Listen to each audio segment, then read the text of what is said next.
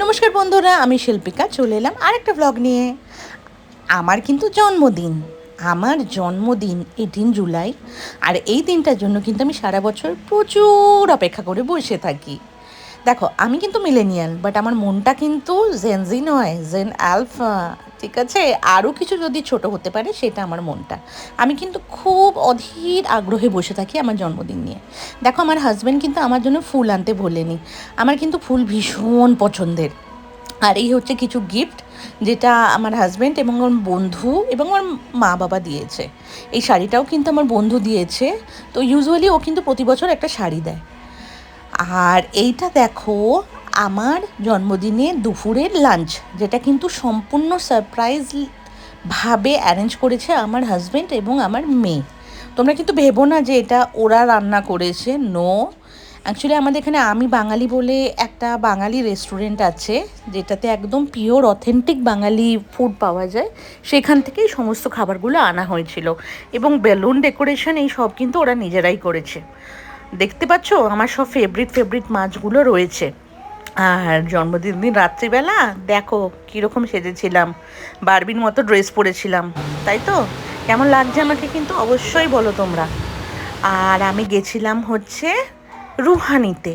আমার রুহানিতে যেতে ভীষণ ভালো লাগে, তার কারণ হচ্ছে রুহানি যে মানে অ্যাম্বিয়েন্সটা রয়েছে, এবং যে লাইভ সুফি মিউজিক হয়, সুফি সং হয়, সেটা কিন্তু আমার ভীষণ ভালো লাগে। এই জন্য আমি রুহানিতে যেতে বেশ পছন্দ করি। আর এই জন্মদিনে রাত্রিবেলার মানে যে কেক কাটিংটা হয়েছিল, সে কেকটা কিন্তু আমার হাজব্যান্ড সারপ্রাইজভাবে অর্ডার করেছিল। আমি কিন্তু সত্যি বলছি, আমি জানতাম না, একটা ফোটাও জানতাম না। আমি ভাবছি যে এরা বোধহয় আমার কেক অর্ডার করতে ভুলে গেছে, কিন্তু দেখলাম এরা কেক অর্ডার করতে ভোলেনি, এবং কেকটা ভীষণ সুন্দর হয়েছিল।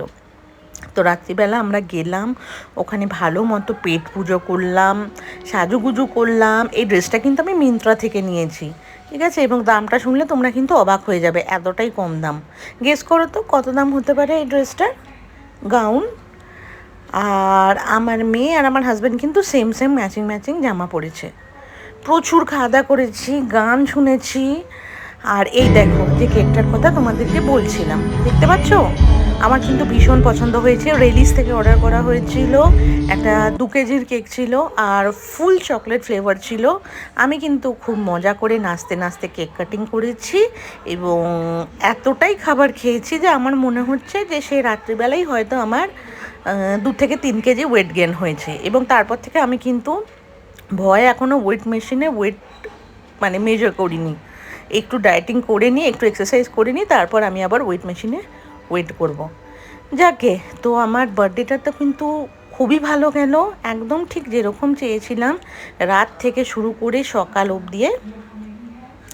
আর এই গানটা শোনো তোমরা, কেমনভাবে ওরাও কিন্তু আমাকে মানে ওরা যখন গান করছিল, যিনি সিঙ্গার ছিলেন উনিও কিন্তু সবার সামনে আমার নাম নিলেন এবং হ্যাপি বার্থডে আমাকে বললেন, এবং বাকি যারা ওখানে প্রেজেন্ট ছিলেন সবাই কিন্তু আমাকে হ্যাপি বার্থডে বলছিল।